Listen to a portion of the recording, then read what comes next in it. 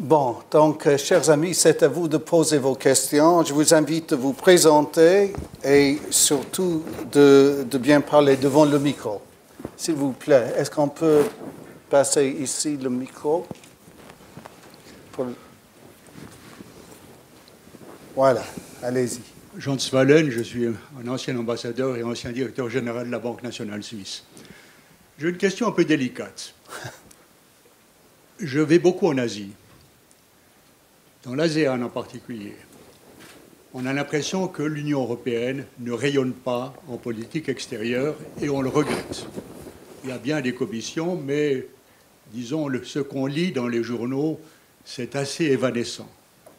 Ça, c'est la question. La deuxième question par rapport à l'Asie, vous avez vu, et vous le savez mieux que moi, que la Chine vient de prendre une loi pour accroître la sécurité nationale, dans laquelle elle réfute totalement toutes les valeurs occidentales.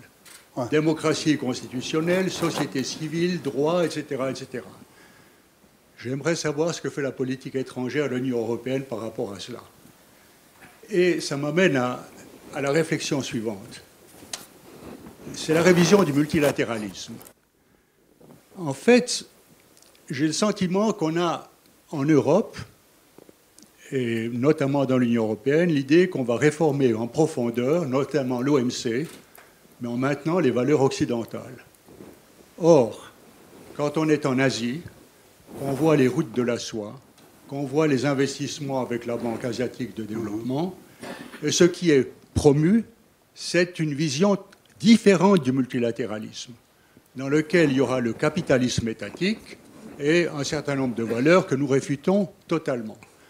Donc, nous assistons à une sorte de deux systèmes multilatéraux dans le monde, un qui gagne pas mal de place, puisque la Chine correspond maintenant avec 100 pays, qui va même jusqu'à l'Union européenne dans le groupe des 16 plus 1, et qui fait des choses que l'Union européenne fait. Il y a un conflit non seulement latent, mais il y a un conflit ouvert. Et que fait la politique étrangère de l'Union européenne dans ces cas-là? Je m'excuse d'être un peu vindicatif, mais je crois qu'il faut l'être parce qu'on vit une période qui est véritablement très, très impressionnante. On limite la question seulement à la démocratie illibérale à l'extérieur, pour éviter les autres débats qui sont clés aussi. Allez-y, s'il vous plaît. Mais est-ce que je réponds à chaque question ou prenons une autre question, donc, s'il vous plaît, ici. Gilbert Casasus, professeur en études européennes à l'Université de Fribourg. D'abord, je pense que de temps en temps, l'Union européenne devrait faire un peu plus de publicité et parler plus positivement de sa politique étrangère. Je trouve que Mme Mogherini a été tout à fait exemplaire sur le dossier iranien. Vous avez dit qu'il a été récupéré par les Nations Unies, mais sans Mme Mogherini, sans l'Union européenne, on n'aurait pas fait les avancées. Et je crois qu'il faut aussi être de temps en temps plus positif. Alors après avoir été positif, ce serait quand même un peu plus négatif. Je me pose la question, connaissant un tout petit peu quand même les étapes de Maastricht à aujourd'hui, de ce qu'on appelait la PESC et ce qu'on appelle aujourd'hui l'action extérieure, si la politique étrangère de l'Union européenne n'est pas un exemple même, où des idées qui aujourd'hui ne sont peut-être pas prioritaires, à savoir celle du noyau dur, celle des groupes pionniers, n'est pas une des solutions. Je m'explique. Si vous prenez la politique étrangère de l'Union européenne vis-à-vis de la Russie, quel est le dénominateur commun? Quel est le dénominateur commun même des anciens pays du bloc soviétique? La politique vis-à-vis de la Bulgarie, vis-à-vis de la Russie, est totalement différente que celle de la Pologne. Donc n'y a-t-il pas, avec la politique étrangère de l'Union européenne, peut-être un progrès à faire ou à refaire sortir du tiroir cette idée de groupe pionnier pour que certains pays de l'Union européenne puissent dégager une politique étrangère pour eux et qui ensuite a un effet d'emballement pour l'ensemble de l'Union européenne. Merci beaucoup. Autre commentaire ou question? Ce n'est pas le cas, donc s'il vous plaît. Bon, la parole avec ces deux questions, je pense que, premièrement, effectivement, un constat, oui, l'Union européenne est moins présente, moins visible en Asie ou en certaines parties de l'Asie qu'ailleurs. Ça a des raisons historiques, ça a des raisons de développement de nos relations. Mais peut-être là aussi, on est parfois trop modeste, on ne vend pas assez ce que nous faisons. Pour prendre un exemple très concret actuellement, pour rejoindre la politique de sécurité, l'ASEAN, qui travaille avec des partenaires autres extra-régionales, a une série d'enceintes de groupes de travail pour différentes questions. Pour la sécurité maritime, très importante pour l'ASEAN et pour nous tous, ils ont demandé à l'Union européenne de coprésider leur groupe de travail en sécurité maritime. Parce qu'ils reconnaissent l'importance pour les flux commerciaux et ils reconnaissent une expérience européenne dans ce domaine, qui est autre que l'expérience musclée de la 6e flotte américaine. Donc là, il y a un exemple très concret dont, pour des bonnes raisons ou des mauvaises, on ne parle pas beaucoup. Mais ce genre de présence existe dans plusieurs pays de plusieurs façons.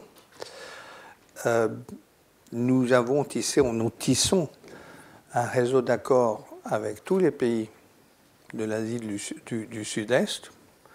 On les a déjà avec l'Asie de l'Est, au Nord-Est, Corée, Japon.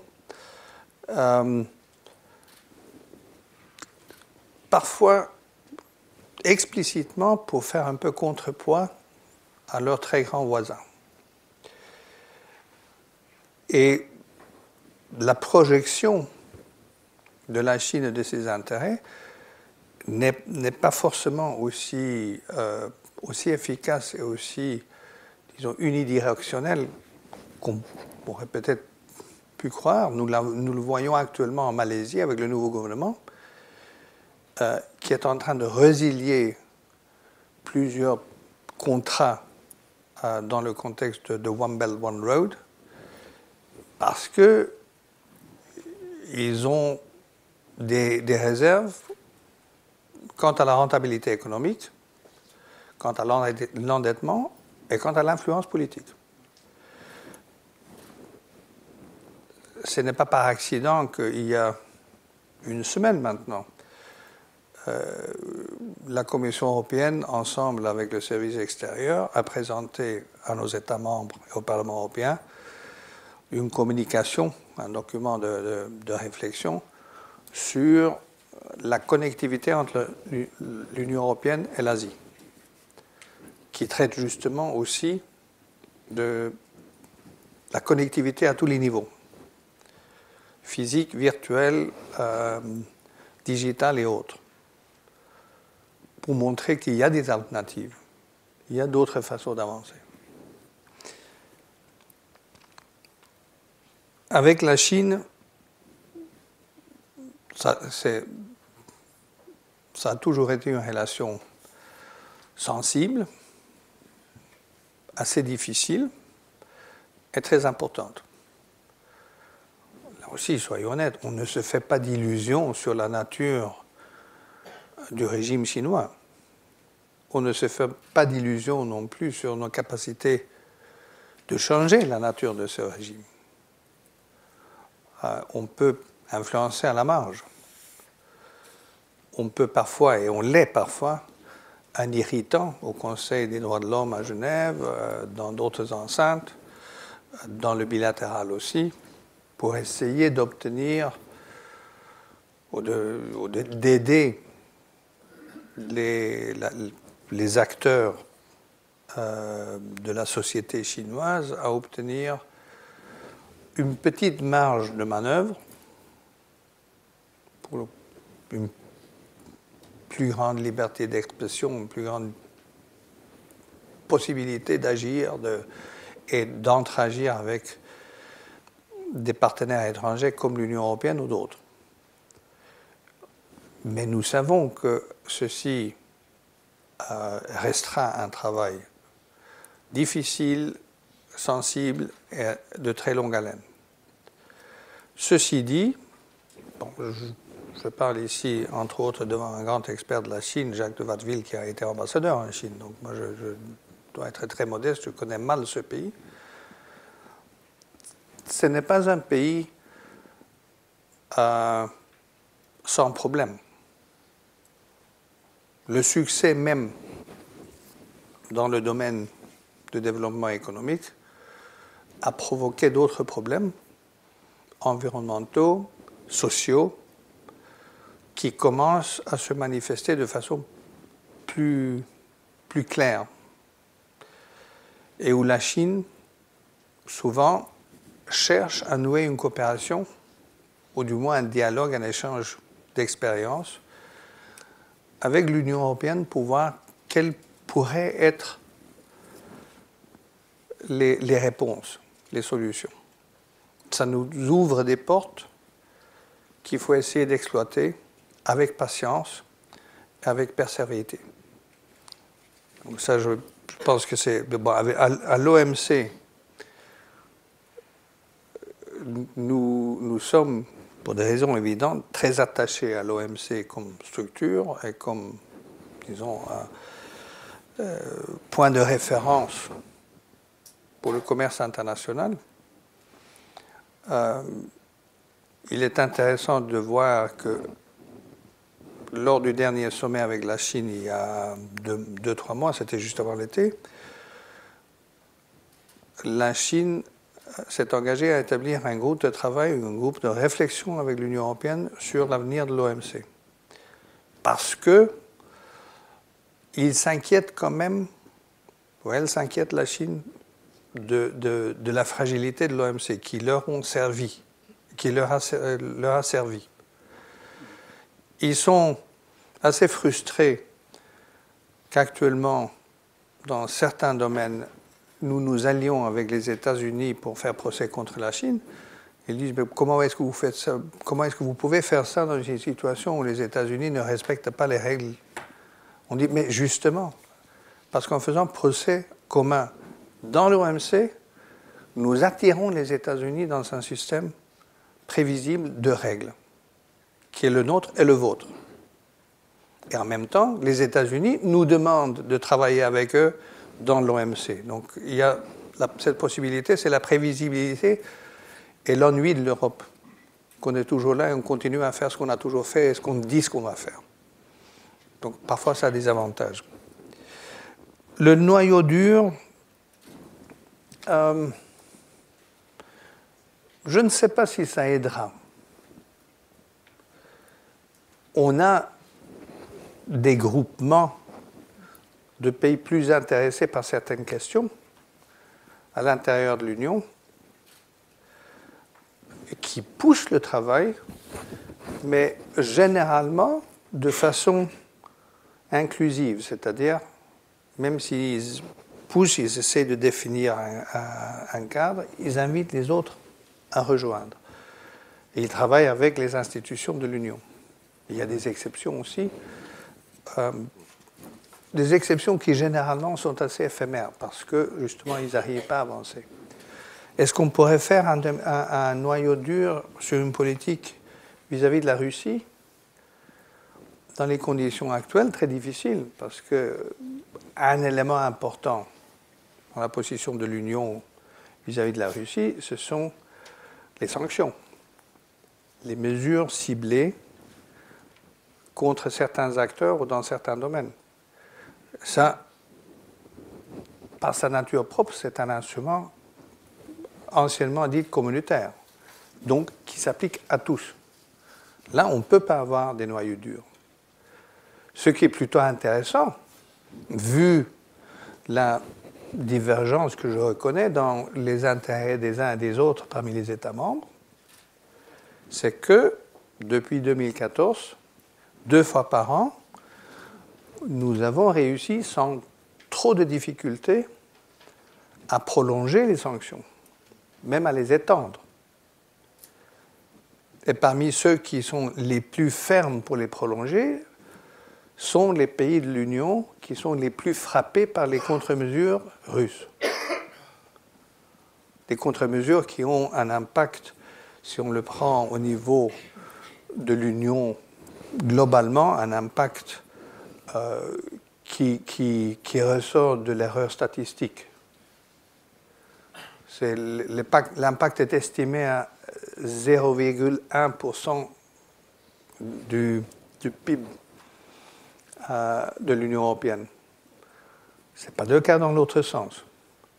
Et si nous avons un impact, je ne dis pas qu'on a un très grand impact, mais si l'Union a un impact en Russie et sur la politique russe, c'est par son action coordonnée par tous. Alors, le temps nous a échappé, et mes excuses.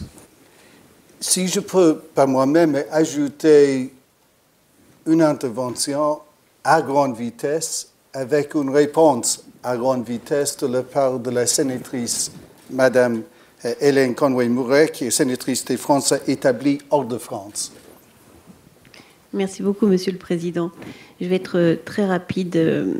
Merci pour votre intervention. Vous avez fort justement rappelé notre volonté d'avancer ensemble sur les questions de défense avec la création du Fonds européen. Nous y sommes un peu forcés, en effet, parce que nous avons à l'Est la Russie et qui fait pression sur les pays qui sont à l'Est de l'Europe, et puis les doutes que vous avez rappelés sur l'Alliance américaine.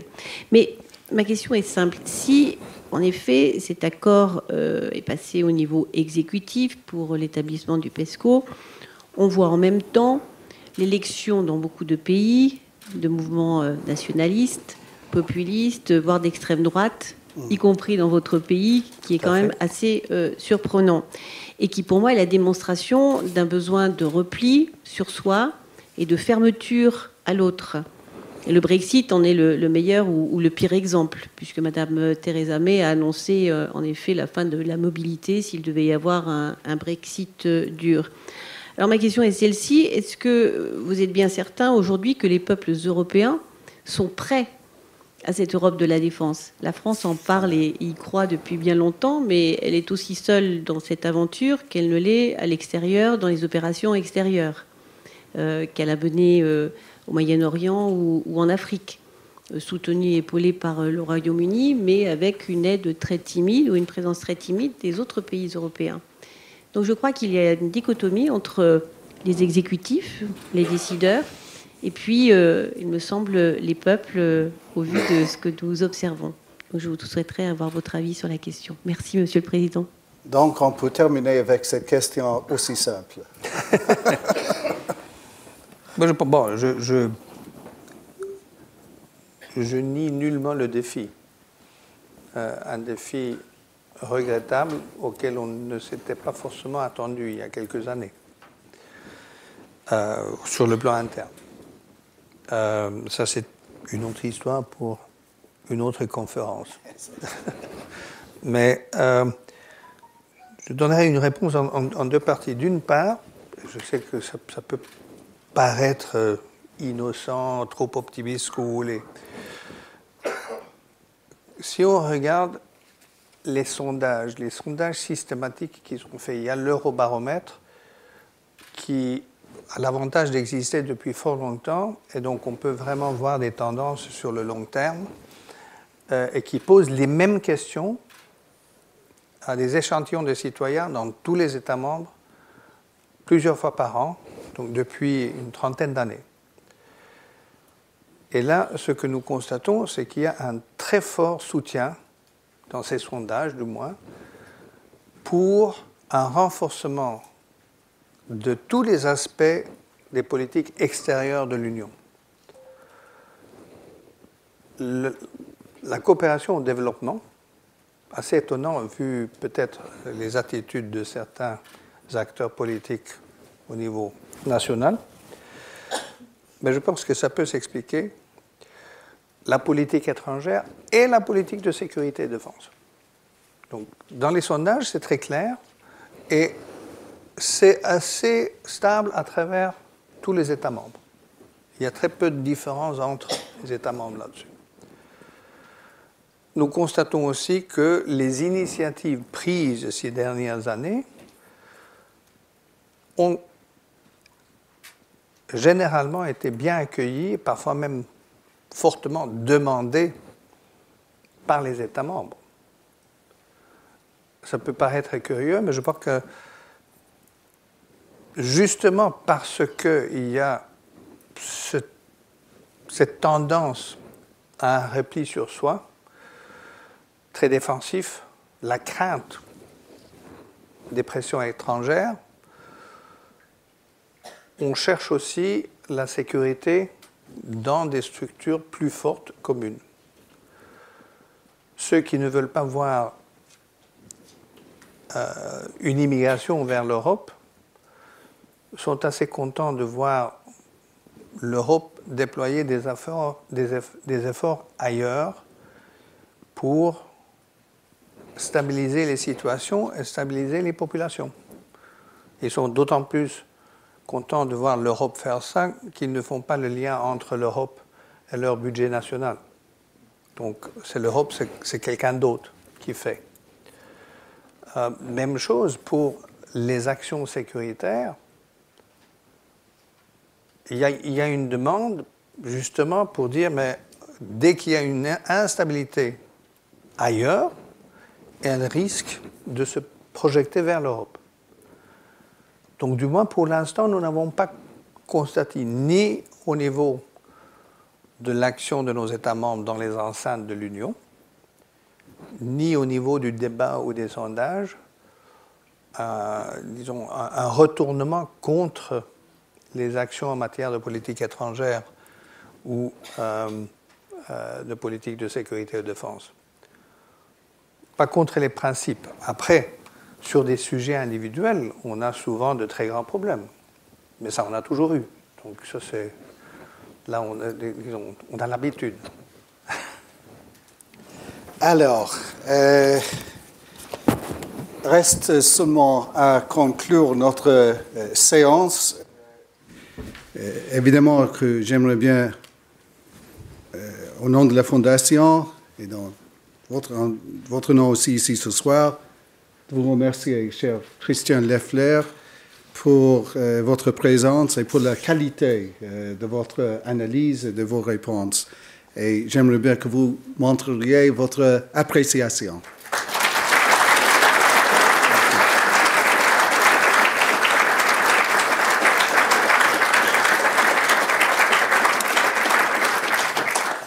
Il y en a trop pour faire un sommaire, donc je ne le ferai pas.